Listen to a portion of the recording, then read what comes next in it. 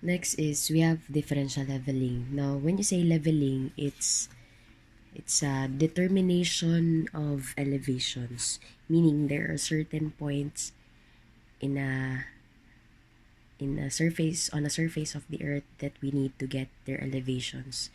These are usually used whenever we want to get elevations of a road. So for example, we have that this is the top view layout of a road.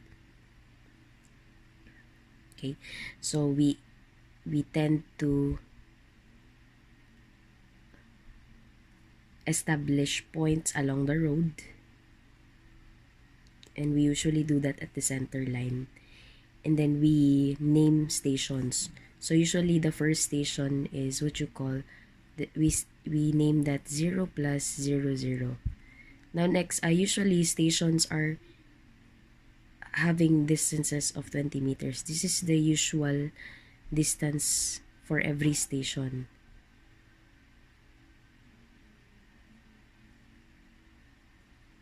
Okay, so on and so forth. So if this is 0 plus 0 0, then this will be 0 plus 20. Then another 20, this will be named 0 plus 40. 0 plus 60. 0 plus 80.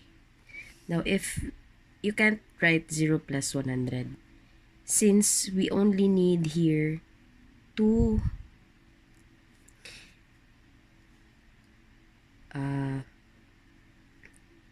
digits, okay, what we are going to do is for every 100 meters we will count that as 1 here in the left side. So this should have been 1 plus 0 0, meaning we already are at the 100th meter station. Then we continue, say that will now be 1 plus 20, so on and so forth. But if we have 3 digits here, say for example 0 plus 0 0 0, then next station is 0 plus 0 20. That depends on the distance per station. Then next is 0 plus 0 40. If we are now down to 0 plus 1000, we do not write it as like that, but for every 1000 is 1 digit here, so this should be 1 plus 0 0 0. Then we'll now have 1 plus 0 20, so on and so forth. But if we are now down to 1 plus 1000, we do not write it that way because for every 1000 we distribute 1 here. Okay, so this should have been 2 plus 0 0 0. That is if we have 3 digits at the right side. So that's how we name stations. Okay? Now, if you are given 2 stations, say one station is named 1 plus 0 4 8, and another station is named 2 plus 155, then how do you get the distance between the 2 stations? It's easy. You just, if the name of the station is 1 plus 048, that means its distance from the very first station is 1048 meters. And if the name of the station is 2 plus 155, then its distance from the very first station is 2155. Therefore, the distance between these 2 stations is we just have to subtract. So therefore, the distance between station 1 plus 048 and 2 plus 155 is, okay, minus 1048. That will be 1107, okay, meters. Okay, so this is how you determine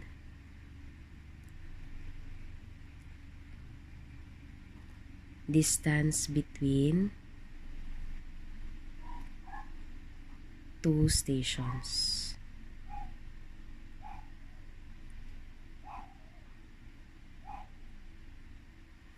Okay? Okay, we will now proceed to the differential leveling process.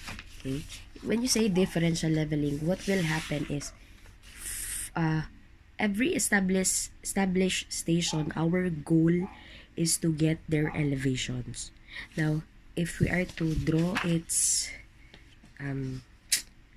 side view, say for example, this is how the surface of the road or of the earth is illustrated. So meaning here is less elevated, then the elevation goes up, then down, then up.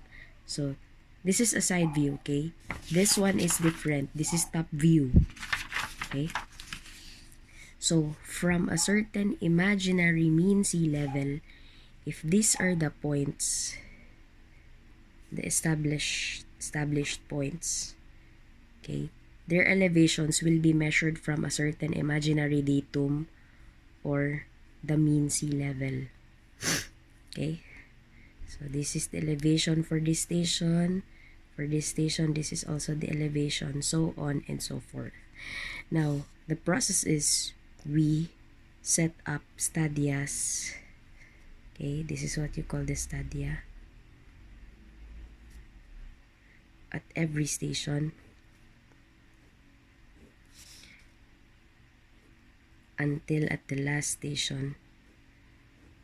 And differential leveling is a running process. We start here. We establish first what you call a benchmark, which we will know what a benchmark means later. Okay, so let us say we set up between the benchmark and the first station. Let's say station 0 plus 0, 0. This is 0 plus 20, 0 plus 40, so on and so forth. So this will be our setup.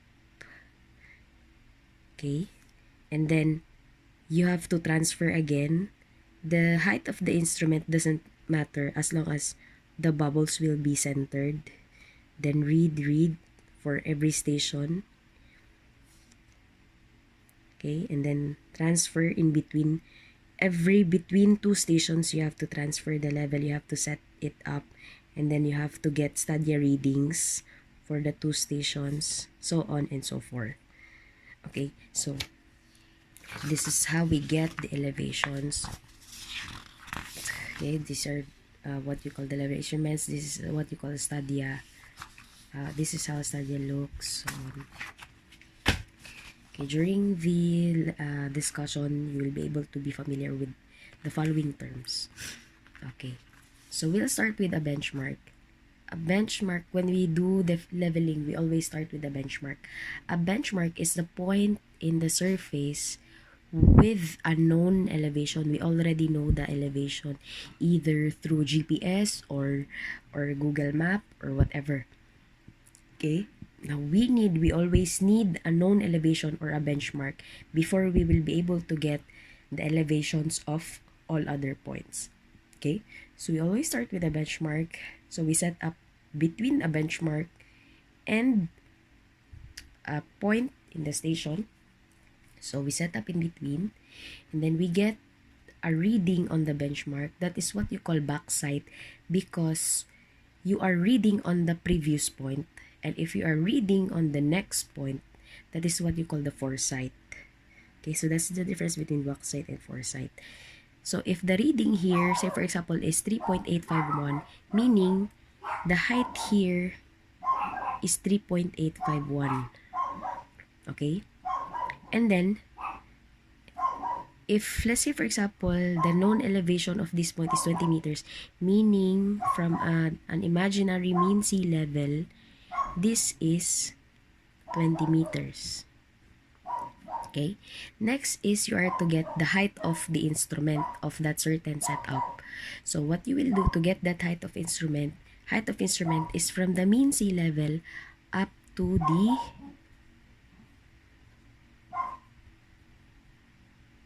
the level telescope.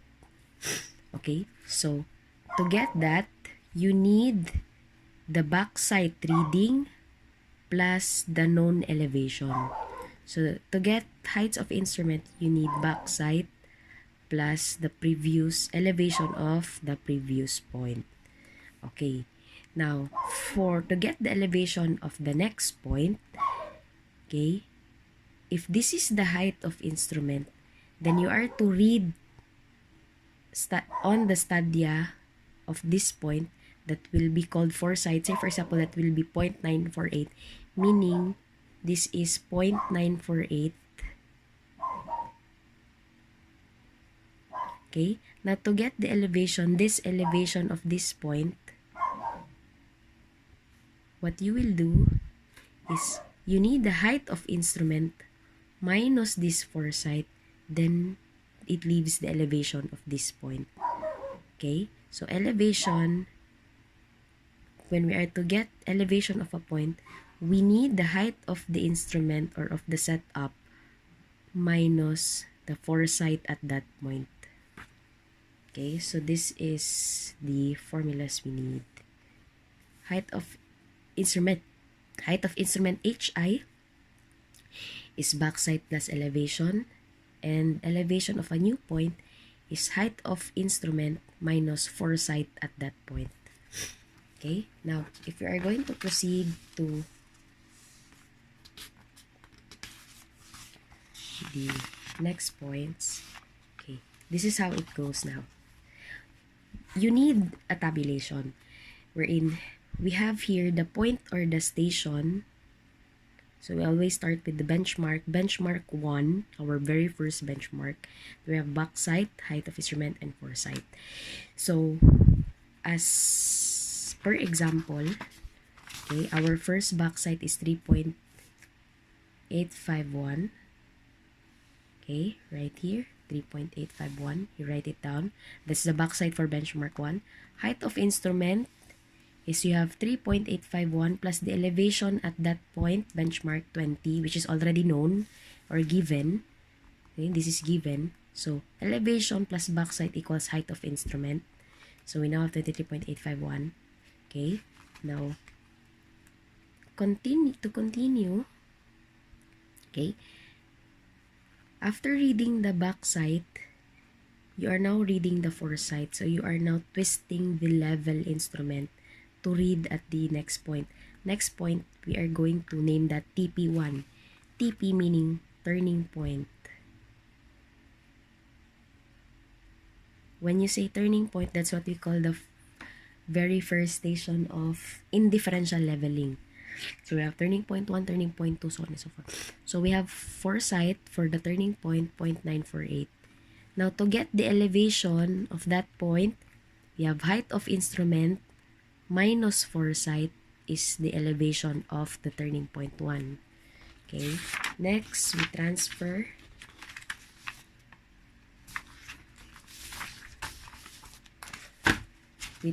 our setup. We will now set up in between turning point 1 and turning point 2. So say, then we now get backside at turning point 1 because this is now the previous point. So let's say the reading is 3.320. Okay, so for turning point 2, we have to get the foresight also. So that's 0.78. You write down 0.78. Okay, now to get the new height of instrument here in between TP1 and TP2, you have to add the elevation plus the backside. That will be 26.223. Then, to get the elevation for the next point, height of instrument 26.223 minus foresight of this point is now the elevation of that point. Okay, then you now transfer setup. Okay, this is now the third setup up to the last station, that will be benchmark 2. So backside again on TP2, or another setup, backside again on TP2, that is recorded to be 2.972. And then to get the height of instrument, you have to add elevation plus backside equals height of instrument. Then read foresight on the next station. So that will be 0.948. So height of instrument minus foresight, then that will now be the elevation of benchmark 2. You always have to remember, you do not have a foresight on benchmark 1, and you do not have a backside on the last station or the last benchmark. Okay, so this is now how you got the elevations in the turning points, turning point 1, turning point 2, and benchmark. Okay, using the known elevation in benchmark 1, which is 20 meters. Okay, so what we did is we list down these are the raw data, the backside readings, and the foresight readings. And the HI and elevation values, except for the elevation in benchmark 1, these are all calculated. So what we did is, this is given or known. Elevation plus backside equals height of instrument. Height of instrument minus foresight here is the elevation here. Then elevation plus backside, height of instrument. Height of instrument here minus foresight here is the elevation for TP2. Elevation for TP2 plus backside of TP2 is the new height of instrument for this setup, or rather this one. This one. Okay? Then height of instrument minus foresight, you have the elevation of the last point, benchmark. Okay, so that is how you tally. Okay, this is differential leveling. Now we could check if our computation is correct. If we add all the backside, okay, and you add all the foresight, okay, so this is the summation of all the backside. This is now the summation of all the foresight.